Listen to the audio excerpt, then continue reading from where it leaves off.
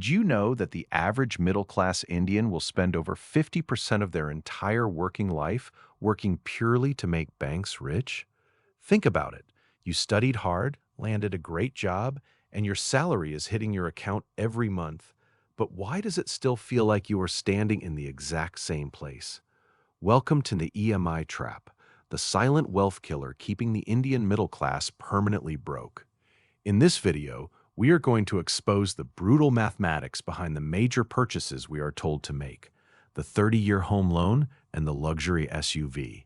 We will compare the true cost of these lifestyle traps against the massive opportunity cost of lost equity compounding.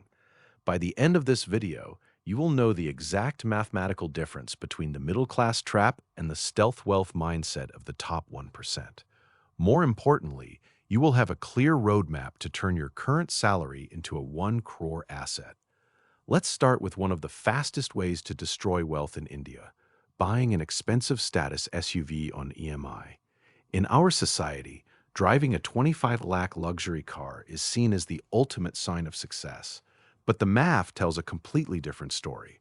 Rohan calls this being car poor, having a shiny, depreciating asset sitting in your driveway, but absolutely zero real investments in your portfolio.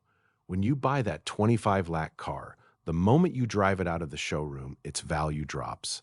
Within 5 years, that car is worth barely half of what you paid, and you've handed over lakhs in high-interest EMIs to the bank.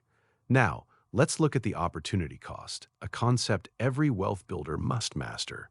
If instead of paying a heavy EMI on that luxury vehicle, you bought a basic, modest car and invested the difference, say 25,000 rupees a month, into a diversified equity mutual fund earning an annual return of 12 to 15%.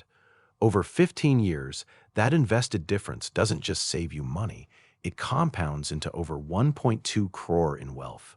That means choosing a luxury SUV for status is literally a 1 crore plus sacrifice. Remember, a rupee saved is a rupee invested. But what about real estate? We are told that buying a flat is good debt and a safe investment. But if you look at the brutal math of a 30-year home loan, you will see a massive wealth drain. If you take a home loan of 50 lakhs at a standard 9% interest rate over 30 years, do you know how much you actually pay back to the bank? It's not 50 lakhs. It is nearly 1.45 crore.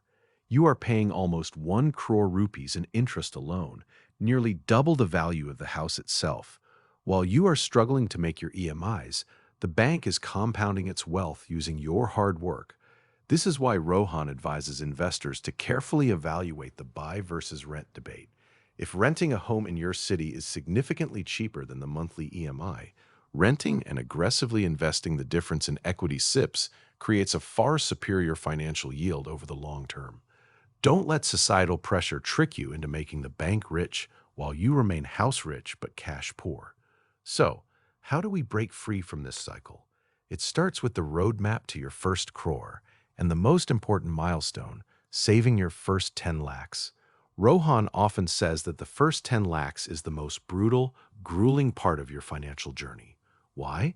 Because in the beginning, compounding doesn't help you. Your portfolio is small, so a 15% return on 1 lakh is only 15,000. It doesn't feel life-changing, and most people lose motivation and quit. To hit that first 10 lakhs, you have to rely entirely on raw, disciplined saving. You have to cut back on lifestyle inflation, avoid the status traps, and aggressively route your cash flow into equity SIPs. But once you cross that 10 lakh milestone, a magical transition happens, the snowball effect. Now, your money has enough mass. A 15% return on 10 lakhs is 1.5 lakhs a year. Suddenly, your money is working harder than you are. The journey from 10 lakhs to 50 lakhs and eventually to 1 crore becomes mathematically faster and easier because compound interest is doing the heavy lifting. The top 1% in India don't build wealth by showing off. They build wealth through stealth wealth, accumulating real assets quietly while living below their means. Are you going to keep running on the salary treadmill to fund the banker's lifestyle? Or are you going to start building your own empire? I want to hear from you in the comments. Are you currently prioritizing prepaying your debts? Or are you aggressively building your equity SIPs?